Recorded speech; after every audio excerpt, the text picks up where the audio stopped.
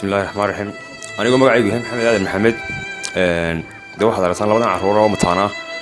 ده دوناي تاي ستيت بلاد مكايشرين مركان بدأ لبنا عروره وإحنا نسيني الساعة والشام بقى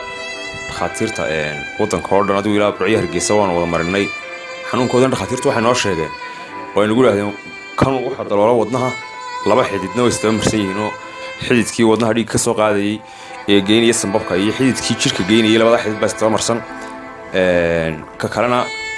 waxa weeyaan isagana wadnuhu meel dhowr ba ka daloola xidid wadnaha kamid oo arteriina uu xiran yahay marka waxa noo sheegay in dalka waxba laga qaban karin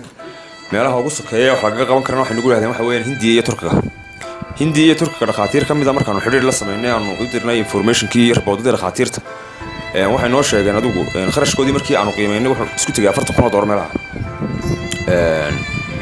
kulli anagu ma awoodi karno lacag aan ugu qaadno Hindiya iyo Turkiga oo de kharashka inta leeg ma awoodi karno